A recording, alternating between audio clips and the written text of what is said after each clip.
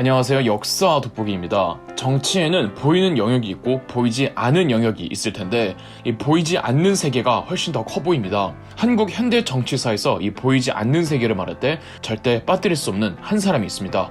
이 김대중 전 대통령의 정치 생활을 시작시킨 장본인, 선거판의 여우, 마티도어의 귀재, 바로 DJ의 선거 참모 엄창록입니다. 엄창록이 누구냐고요? 엄창록은 바로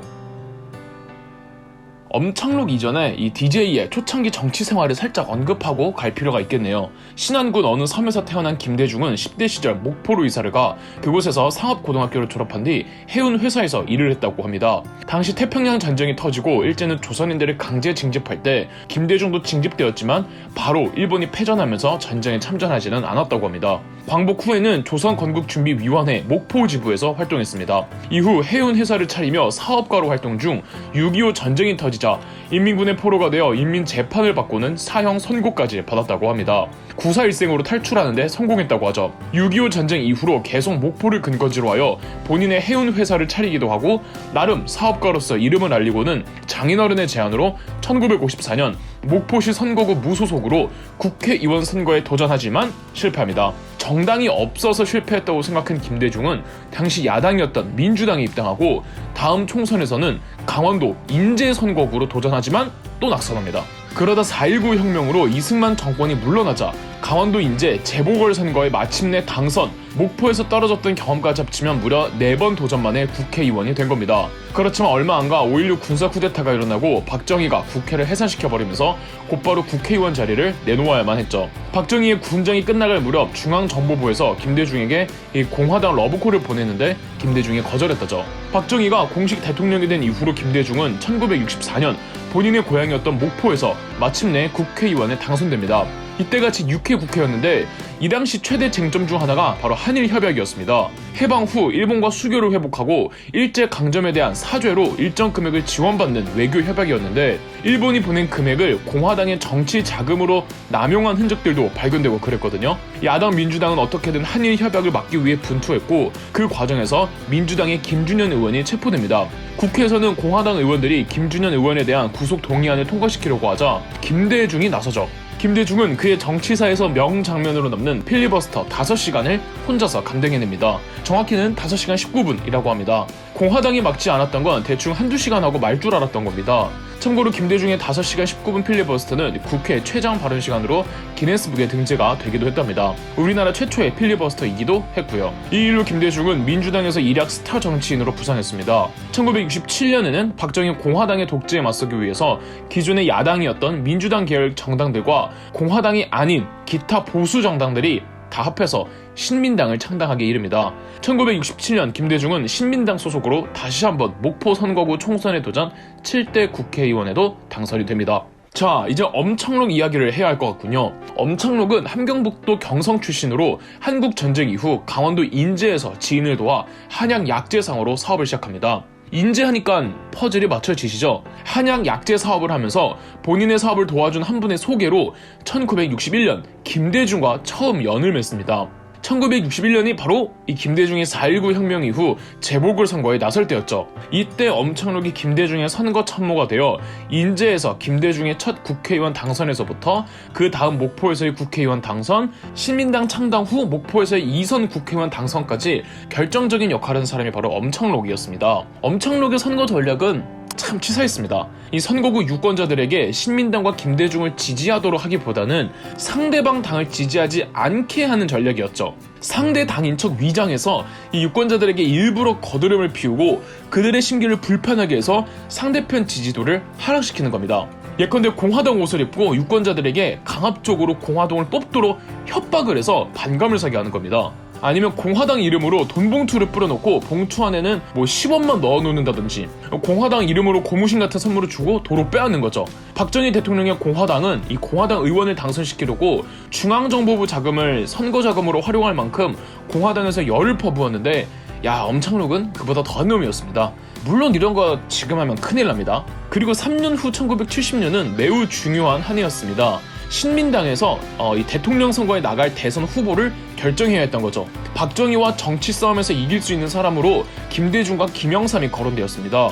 당시 김영삼, 김대중, 이철승 3인을 향후 한국 정치계를 이끌어갈 젊은 세력이라며 40대 기수론이 거론되고 그랬거든요. 신민당은 김대중과 김영삼을 두고 대선 후보 경선을 치르게 되는데 이때 엄창록의 능력이 정점을 찍습니다. 대선 후보 경선을 위해서는 전당대회를 열어서 후보 연설을 하지 않겠습니까? 엄창록이 최초로 피켓에 후보의 사진을 붙여 지지하는 관례를 시도했고 후보가 단성에 올라갈 때 관중 속에 미리 사람을 심어두어서 우레와 같은 환호와 응원을 하게 했죠. 이러니까 다른 후보들에 비해 김대중의 지지도가 월등히 높은 것처럼 보이게 하는 이 효과가 있는 겁니다. 또 이 가장 결정적인 엄창록의 방식은 전국 각 도에 선거 책임자들을 파견하고 전국적인 점 조직망을 구축하는 것이었습니다. 각 도별로 책임자들을 두고 그 책임자들이 해당 도를 관리하게 하는 방식이죠. 각 도별로 원하는 게 좀 다를 거 아니에요. 이걸 책임자들이 다 파악해두고 마치 김대중과 캠프에서 이미 알고 있었던 것처럼 해두는 거죠. 그리고 시골까지도 전부 다 방문하고요. 전당대회 전날에는 각 지방별 대의원들이 다 모여 이제 저마다의 숙소에 있을 때 김대중은 소주 한 병이랑 작은 안주 갖고 일일이 한 명 한 명 다 찾아갔다는 거 아닙니까? 물론 엄창록의 아이디어였고요. 이러니 김대중과 김영삼 중에서 누가 경선에서 이기겠습니까?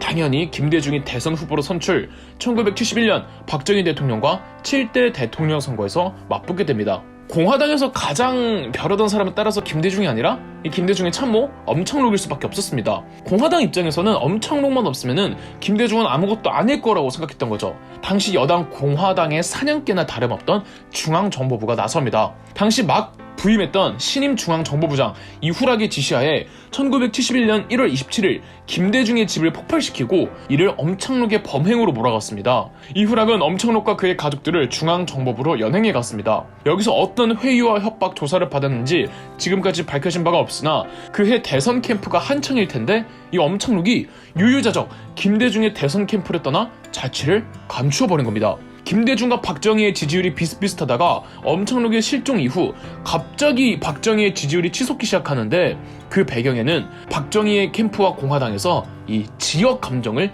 노골적으로 조장하기 시작했던 겁니다. 경상도 지역에다가 공화당이 위장해서 전라도 사람들은 경상도 사람들을 싫어한다는 식으로 유인물을 배포하고 경상도 곳곳에 호남인들이여 단결하라 같은 현수막을 걸어놓고 김대중은 당선되면 경상도를 묻어버릴 거라는 음모를 퍼뜨리고 경상도 사람이 그 불만심에 전부 박정희를 뽑도록 하게 만드는 거죠.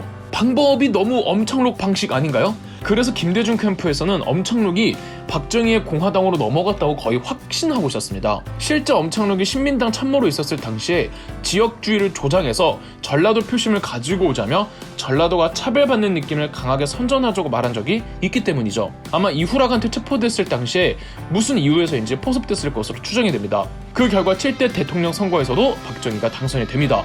박정희 당선 후 실종되었던 엄창록이 나타납니다. 엄창록은 절대 박정희에게 붙지 않았다고 했으나 이후로 김대중을 피해 다녔다고 하죠. 알게 모르게 엄창록이 만들어 놓았던 선거의 관례가 지금까지도 이어지고 있죠. 대표적으로 지역 감정도 이게 정치권에서 의도적으로 조작한 것이고요.